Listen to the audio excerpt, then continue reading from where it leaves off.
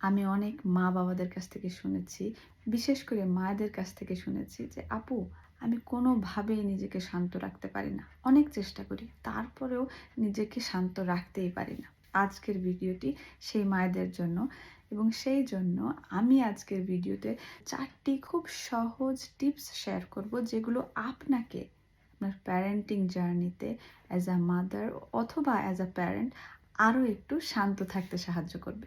Number 1, সব কিছুকে control করা বা নিয়ন্ত্রণ করার চেষ্টা করা বন্ধ করে দিন। আমরা সবাই চাই যাতে আমাদের সন্তানরা আমাদের কথা মেনে চলুক, এবং যখনই ওরা করে না তখনই আমরা খুব অল্পতে বিরক্ত হয়ে পড়ি এবং সেটাকে কন্ট্রোল করতে চাই।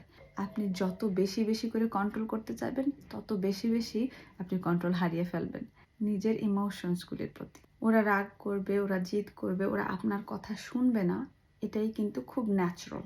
এটাই ওদের ভালোভাবে হেলদি ওয়েতে ডেভেলপ করার একটা পার্ট বা অংশ।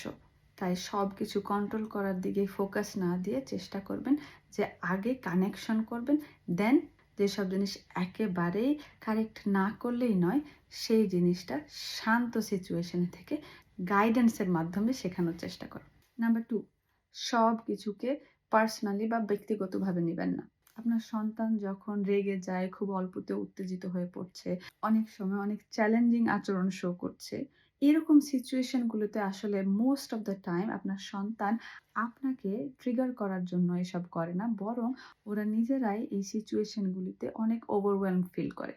ওরা নিজেরা ওদের আচরণের মাধ্যমে, ওদের বিহেভিয়ারের মাধ্যমে আপনাকে একটা মেসেজ দিতে চায়। সেটা হতে পারে ওদের ভিতরের কথাগুলো, ভিতরের নিডসগুলি, ভিতরের ইমোশনগুলি আপনার কাছে বিভিন্ন ওয়েতে শো করতে চায়।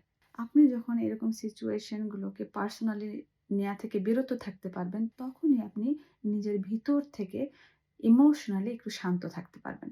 এবং আপনি যখন শান্ত থাকবেন, তখন পুরো সিচুয়েশনটা শান্ত থাকতে পারবে এবং একই সাথে আপনার সন্তানও নিরাপদ ফিল করবে।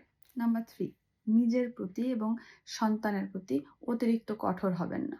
অর্থাৎ আপনার নিজের প্রতি অনেক বেশি হাই এক্সপেকটেশন রাখবেন না। একইভাবে আপনার সন্তানের প্রতিও অতিরিক্ত হাই বা আনরিয়ালিস্টিক এক্সপেকটেশন রাখবেন না। কারণ যেখানে অনেক বেশি এক্সপেকটেশন থাকে, সেখানেই নিরাশ হওয়ার সম্ভাবনাটাও অনেক বেড়ে যায়।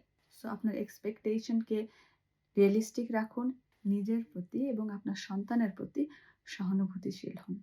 কারণ আপনি যখন চিন্তা করবেন যে আমি মনে হয় ভালো বাবা-মা হতে পারছি না, আমি আরেকজনের মতো করতে পারছি না, বা আমার সন্তান আরেকজনের মতো করতে পারছে না, এই সব মোমেন্টগুলোতেই কিন্তু অল্প করে আপনার মানসিক শান্তিটা হারিয়ে যাচ্ছে এবং সেখান থেকেই তৈরি হচ্ছে বিরক্তি এবং অল্পতেই খিটখিটে ভাব।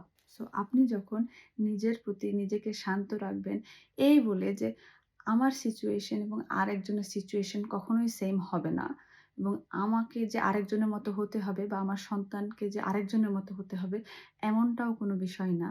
সো কখনোই আরেকজনের সাথে তুলনা করবেন না বা নিজেকে কখনো গিল্ট পজিশনে ফেলেও দিবেন না। সো নিজের প্রতি সহানুভূতিশীল হন এবং আপনার সন্তানের প্রতিও আরেকটু সহানুভূতিশীল হন।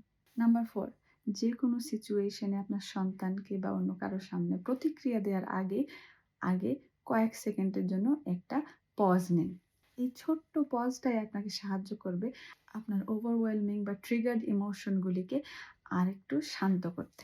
কারণ মনে রাখবেন, একটু পজ নেওয়া বা একটু চুপ থাকা মানে কিন্তু আপনার দুর্বলতা নয়, এটা হচ্ছে আপনার শক্তি।